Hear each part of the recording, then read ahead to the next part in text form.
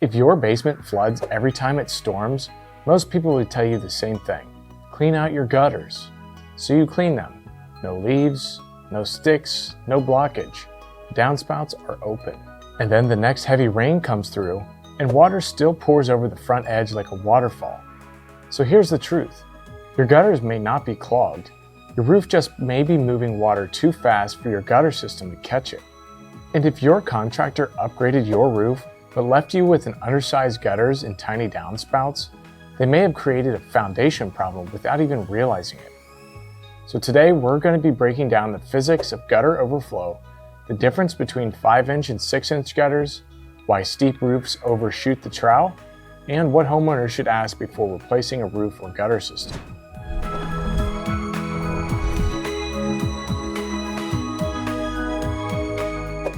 Hey, I'm Max, here with the Roof Lab, powered by Van Martin Roofing. Today we're talking about gutters, not from a keep your gutters clean standpoint, but from a fluid dynamic standpoint. Because gutters are not just a decorative trim, they're a water management system, and their job is to collect roof runoff, control the volume, move it into the downspouts, and discharge it away from the foundation. When that system is undersized, poorly positioned, or paired with a fast-shedding roof, water does not politely wait its turn.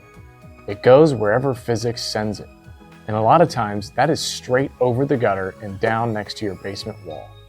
The first mistake homeowners make is assuming overflow always means a blockage. Sometimes it does.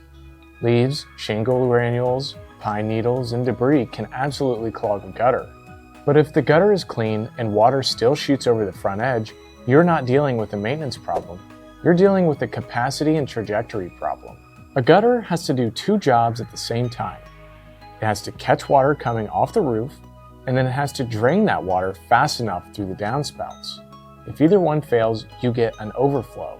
So when a homeowner says, "My gutters are clean, but my basement still gets water," the next question should not be, "Did you clean them again?" The question should be, how fast is the roof delivering water, and is the gutter system sized to handle it? So water speed depends on slope, surface, and volume. A steep roof accelerates water faster than a low slope roof. A smoother roof surface sheds water faster than a rougher one, and modern roofing materials can move water differently than older roofing systems. Older, 3-tab shingles had a flatter, thinner profile, and modern architectural shingles are thicker, more dimensional, and often installed on roofs where valleys, transitions, and roof planes concentrate water into specific areas. And metal roofs can shed water even faster. So if you have a steep pitch, a long roof run, a slicker surface, or a valley dumping water into one section, that water comes off the roof with speed. And when the water has speed, it has trajectory. That means it does not always drop straight down into the gutter. Sometimes it launches over the gutter. And this is the part most people never think about. A gutter is only useful if the water actually enters it. On a steep roof, water can fly off the drip edge with enough momentum to overshoot the back half of the trowel or jump over the gutter entirely. This is especially common in heavy downpours, roof valleys, tall roof planes, and homes with high-pitch architectural shingle roofs. The gutter is technically there. It may even be clean, but the water is moving too fast and too far forward, so the homeowner sees water pouring out of the front. Then they think their gutter's clogged. But the real issue is that the gutter is too small, too low, or not positioned correctly for the water velocity coming off of that roof. For years, 5-inch gutters were treated like the default, and on some homes, they're still fine. But default does not mean correct. A small ranch with a moderate roof pitch and simple roof planes may not need the same gutter system as a large home with steep gables, long valleys, dormers, and architectural shingles. The shortcut is when a contractor replaces your roof, upgrades the shingles, and changes how the roof sheds the water, and never evaluates the gutter system. That's not system thinking, that's component thinking.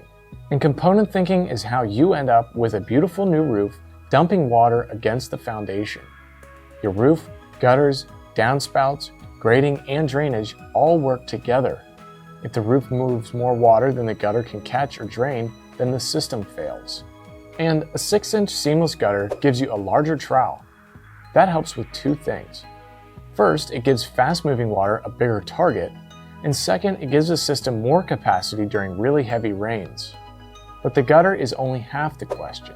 The downspout matters too. A larger 3x4 downspout can move water out of the gutter more efficiently than a smaller downspout, especially during high-volume rain events. I like to think of it like a bathtub. If the faucet is dumping water faster than the drain can remove it, then the tub overflows. Your roof is the faucet, and your downspout is the drain. If you increase the roof runoff, but leave an undersized drain, the water backs up and spills over. So before you replace your roof or your gutters, ask your contractor these questions. What size gutters are currently on my home? Are they large enough for my roof pitch and roof planes? Do I have valleys dumping high volume water into smaller gutter sections? Should this home have 6-inch gutters? Should the downspout be upgraded to a 3x4? And where is the water being discharged after it leaves this downspout? Because the goal is not to just move water off of your roof. The goal is to move water away from your foundation. So, if your gutters are clean but still overflowing, stop assuming the gutter is clogged. The real issue may be water velocity, overshoot, undersized gutters, undersized downspouts, or a roof system that was upgraded without upgrading the drainage system underneath of it. A 5-inch gutter may have worked on an older, simpler roof. But if your current roof is steep, fast, complex, or dumping a lot of water into concentrated areas, you may need a larger system.